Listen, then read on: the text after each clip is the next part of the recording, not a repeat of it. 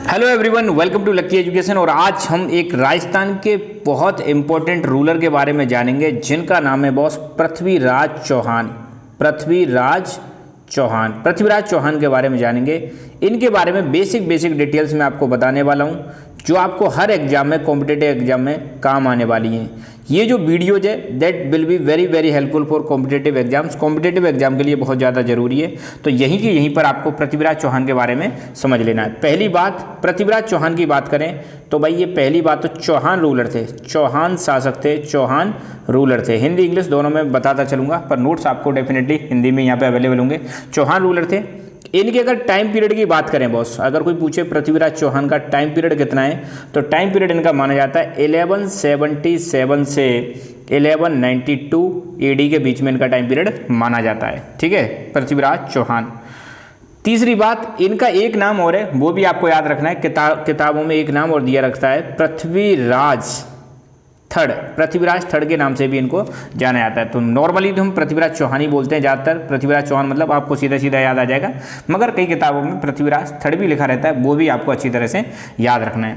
दूसरी बात, कुछ और इंपॉर्टेंट चीज़ें इनके बारे में आपको ढंग से याद होनी चाहिए। पहली बात, इनके पिता का नाम क्या था। दूसरी बात, इनकी माताजी का नाम क्या था, माता का नाम। ठीक है, तो ये दो पॉइंट भी कई बार पूछ ले जाते हैं। तो बॉस इनके पिता का नाम था सोमेश्वर चौहान,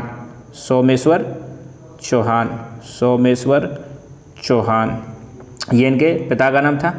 और इनकी माताजी का जो नाम था वो था कर्पूरी देवी। क्या नाम था? कर्पूरी देवी इनकी माताजी का नाम था, पृथ्वीराज चौहान जी का। बचपन में ही जब ये बहुत छोटे थे तो उनके पिताजी का देहांत हो जाता है, डेथ हो जाती है। तो बहुत छोटी उम्र में ये राजा बन जाते हैं। अब जब छोटी उम्र में कोई राजा बनता है तो वो तो रूल कर नहीं पाते हैं, तो उनके लिए एक गार्जियन होता है, एक संरक्षक होता है, उनके अंडर में ये रूल करते हैं। तो इनकी गार्जियन कौन बनती हैं? तो हम कह सकते हैं इनकी गार्जियन या संरक्षिका। तो इनकी गार्जियन या संरक्षिका बनती है इनकी मातेश्री। तो इनकी माताजी का नाम क्या हो जाएगा? कर्पूरी देवी जो हैं, जब ये छोटी उम्र में थे तो राजपाट चलाने में इनकी मदद करती हैं, और या कह सकते हैं वही राजपाट चलाती हैं, सीधी बात करें तो। कितनी साल की उम्र में बॉस? 11 साल की उम्र में ये क्या बन जाते हैं? राजा बन जाते हैं। बहुत बड़ा क्वेश्चन, मतलब यहाँ पे इंपॉर्टेंट क्वेश्चन बन जाएगा। 11 वर्ष की उम्र में क्या बन जाते हैं बॉस? 11 वर्ष की उम्र में ये राजा बन जाते हैं पृथ्वीराज चौहान।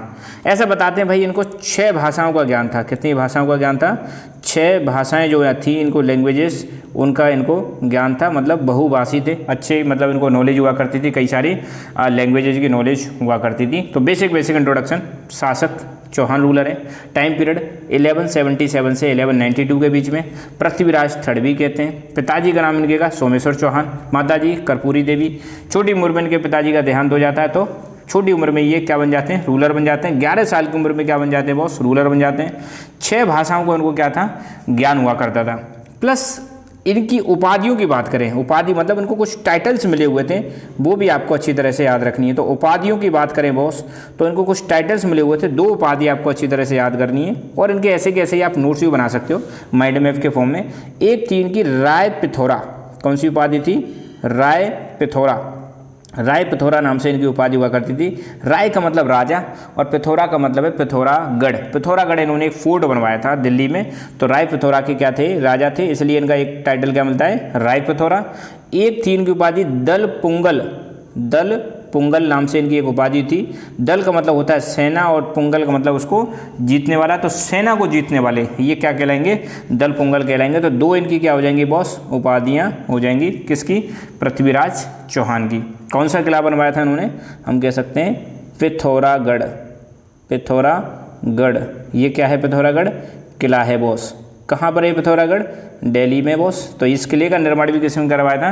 पृथ्वीराज चौहान ने करवाया था। तो ये बेसिक जानकारी लिखो। इसके अलावा फिर और थोड़ी सी हम जानकारी डिस्कस करेंगे, कुछ युद्धों के बारे में चर्चा करेंगे, तो इसको नोट डाउन करें पहले। ठीक है बॉस। तो जब ये रूलर बन जाते हैं तो इनके सामने कुछ समस्याएं रहती हैं, तो वो हम देख लेते हैं। पृथ्वीराज थर्ड के सामने कुछ समस्याएं रहती हैं, इंटरनल प्रॉब्लम्स रहती हैं शुरुआती टाइम पे। जैसे ये रूलर बनते हैं तो इन शुरुआती समस्याओं को इनके सामने आ जाती हैं। पहली समस्या इनकी थी, इनके कुछ चचेरे भाई थे, नागार्जुन और अपार गंगे। इनकी समस्या थी, तो इनको बहुत से डिफीट कर देते हैं। इनको डिफीट करके ये इंटरनल प्रॉब्लम्स को भी सॉल्व कर लेते हैं। तो इनका इन्होंने विद्रोह क्या कर दिया था, शांत कर दिया था। दूसरा इनकी एक समस्या थी, तो घरेलू प्रॉब्लम हो जाती है इनकी। एक समस्या इनकी थी, एक भंडानक जाति हुआ करती थी। कौन सी? भंडानक एक जनजाति हुआ करती थी। भंडानक जनजाति ने राज्य में बहुत ज़्यादा उथल पुथल कर रखी थी, या आप कह सकते हैं अलवर, भरतपुर, मथुरा, यहाँ पे ये जनजाति बहुत ज़्यादा लूटमार किया करती थी। और सतलज नदी के आसपास, मतलब इसका मतलब मेन केंद्र देखने को मिलता है, तो ज़्यादा लूटपाट करती थी। तो इन भंडानक जनजाति का विद्रोह भी इन्होंने क्या कर दिया, समाप्त कर दिया, या इनको भी हरा दिया 1182 ईस्वी में। ईस्वी कह लो या एडी कह लो, इसमें इन्होंने भंडानक जनजाति का भी मामला डाउन कर दिया। एक मतलब एक रूलर हुआ करते थे, महोबा एक जगह हुआ करती थी मध्य प्रदेश में। महोबा कहाँ पर जगह हुआ करती थी? मध्य प्रदेश में। यहाँ के एक रूलर थे, यहाँ के भाई साहब एक रूलर हुआ करते थे जिनका नाम था परमार्दी देव चंदेल। परमार्दी देव चंदेल, परमार्दी देव चंदेल। तो इन्होंने मतलब ऐसा बताते हैं इनकी सेना लौट के आ रही थी कहीं से, घायल सेना को, कुछ सैनिकों को इन्होंने मरवा दिया था। तो इनके साथ इनकी एक लड़ाई होती है। उस लड़ाई में मतलब पृथ्वीराज चौहान जीत जाते हैं। एक ये वाली समस्या थी, ठीक है। और नो डाउट फिर इनके टाइम पर आपको द फेमस तराइन का बैटल भी देखने को मिलेगा। तराइन का बैटल भी देखने को मिलेगा। तो इन दो बैटलों को मैं अभी लिखवा दूंगा और उसके बाद बस इतना ही इसके बारे में डिस्कस करेंगे। तो पहली चीज़ महोबा का battle, battle of Mahoba, battle of Mahoba. Mahoba का बैटल पहली बात कब हुआ भाई साहब? ये महोबा का बैटल हुआ था आपका 1182 एडी में हुआ था। किन किन के बीच में हुआ ये आपको ध्यान रखना, मैंने अभी बताया था। एक तरफ थे आपके पृथ्वीराज थर्ड, कौन थे भाई साहब? पृथ्वीराज थर्ड। और दूसरी तरफ थे महोबा के रूलर जिनका नाम था परमार्दी देव चंदेल। परमार्दी देव चंदेल, ये दो मतलब इनके दोनों के बीच में होता है। ये कहाँ के थे? Ruler of Mahoba. कहाँ पड़ता है महोबा भाई? एमपी में पड़ता है, मध्य प्रदेश में पड़ता है। रीजन क्या था मैंने बता दिया था। इनकी मतलब जो सेना थी, लौटती हुई सेना, पृथ्वीराज थर्ड की लौटती हुई सेना को मरवा दिया था। किसने? परमार्दी देव चंदेल ने। तो उसी का बदला लेने जाते हैं कौन? पृथ्वीराज चौहान या पृथ्वीराज थर्ड बदला लेने आते हैं। एक चीज़ यहाँ पे और अच्छी नोट करनी है आपको, जो क्वेश्चन कई बार पूछ लिया जाता है। परमार्दी देव चंदेल, इसके दो सेनापति थे, इनके बारे में कई बार पूछ लिया जाता है कि भाई परमार्दी देव चंदेल के सैनिक कौन कौन से थे, कौन से बैटल ऑफ महोबा में? तो एक सैनिक था आल्हा और दूसरा सैनिक था ऊदल। तो आला और ऊदल ने यहाँ पे बहुत अच्छी वीरता दिखाई थी। तो आला ऊदल बहुत ज़्यादा फेमस हैं। इस युद्ध में लड़ते हुए ये शहीद हो जाते हैं अपने देश की रक्षा करने के लिए, अपनी मातृभूमि की रक्षा करने के लिए। तो ये भी याद रखना है, परमार्दी देव चंदेल के दो सेनापति आला और ऊदल इस युद्ध में भाग लेते हैं। और पृथ्वीराज थर्ड जो है इस युद्ध में विजयी हो जाते हैं बॉस। ये चीज़ आपको ध्यान रखनी है बैटल ऑफ महोबा के बारे में, ठीक है।